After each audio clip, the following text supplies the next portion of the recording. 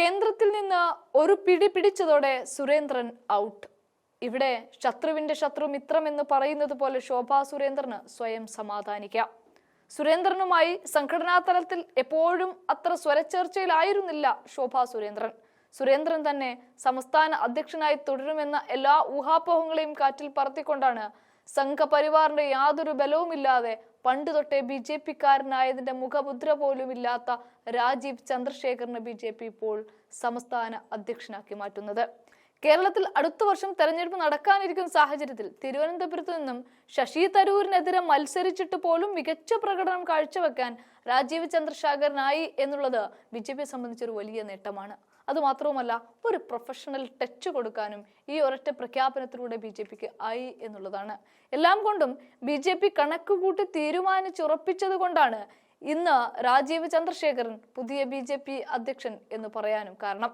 അത്തരമൊരു പ്രഖ്യാപനത്തിലേക്കും കടന്നത്.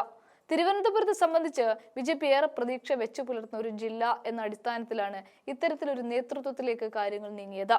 സുരേന്ദ്രനെ സംബന്ധിച്ച് വലിയ കോളിളക്കമൊന്നും BJP-ക്ക് വേണ്ടി ഇവിടെ ഉണ്ടാക്കിയെടുക്കാൻ ഇതുവരെ സാധിച്ചിട്ടില്ല.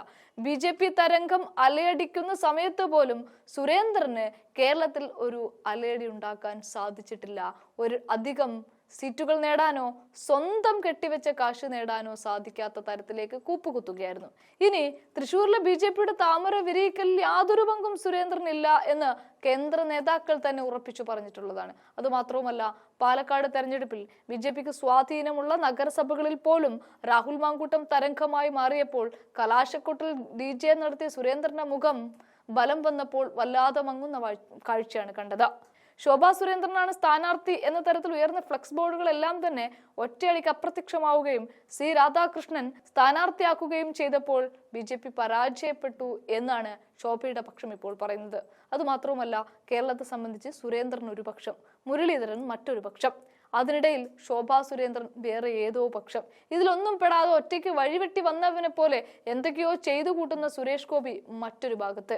ഇവിടെ ഒരു ഗ്രൂപ്പുകളിലും പെടാതെ നിൽക്കുന്ന രാജീവ് ചന്ദ്രശേഖരനെ കൊണ്ട് ഇവരെ എല്ലാം തന്നെ വരച്ച വരയിൽ നിർത്താൻ പാകത്തിനുള്ള കെൽപ്പ് ഉണ്ട് എന്നതിന്റെ കൂടി അടിസ്ഥാനത്തിലാണ് ഇപ്പോൾ ഇങ്ങനെ ഒരു ഒറ്റ തീരുമാനത്തിലേക്ക് BJP കടന്നിരിക്കുന്നത്.